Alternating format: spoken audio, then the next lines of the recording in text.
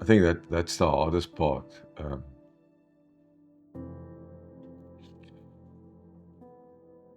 For a man, he wants to. I can pick up rocks and so on, but I can't take the cancer away.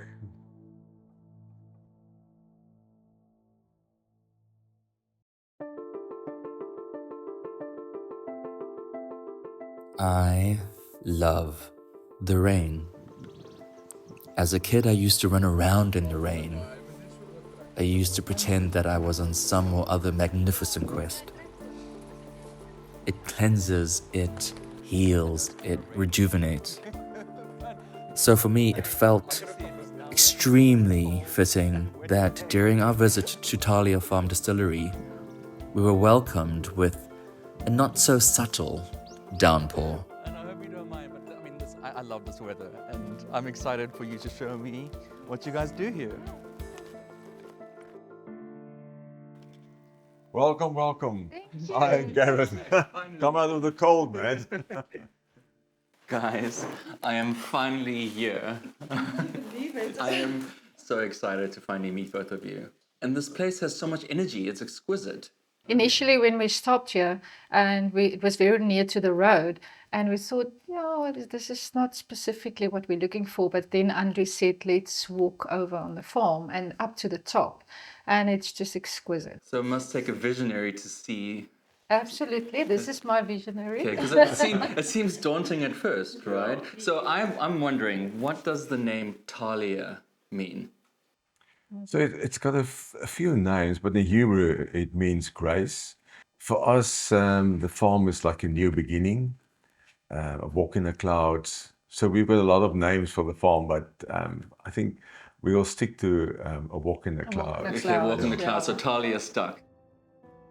But their fairy tale was short-lived, and their dreams put to the test when Alicia suddenly fell ill.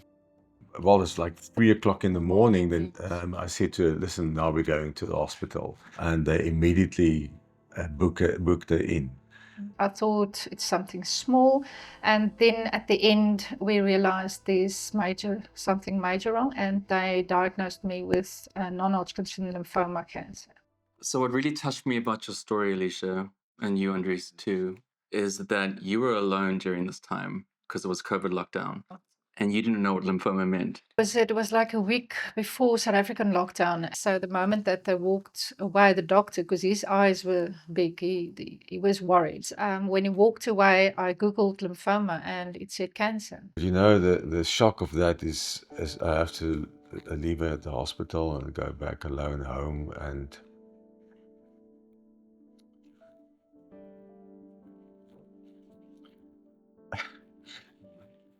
yeah, that wasn't a good time.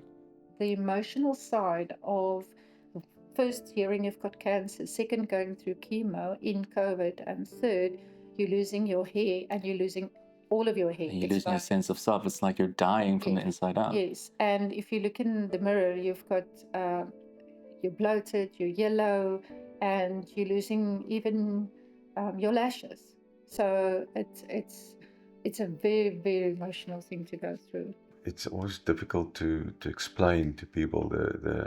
She went through all the pain and all the discomfort of the chemo and so on. But on the other hand, the husband, is also going through the same emotional pain, because same as she is wondering if the treatment is going to work, the same with you as well as the husband. You're also wondering, is the treatment going to work?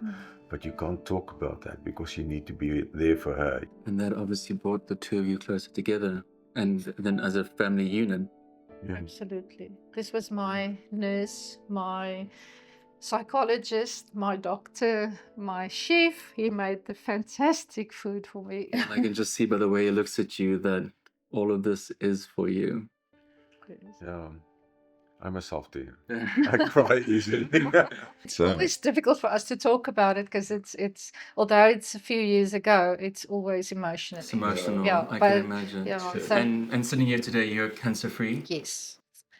thank the Lord I'm cancer-free by a lot of grace, a lovely husband, a mom that prayed at me through it, and a lot of friends and people that took me through it. And what came out of this was Tahlia, but the non-alcoholic gin. Yes. So I'd love to go through that process with you guys and see how you developed that, because it's doing so well. Actually, better than your alcoholic gin, isn't Yeah, it? that's surprisingly, yeah.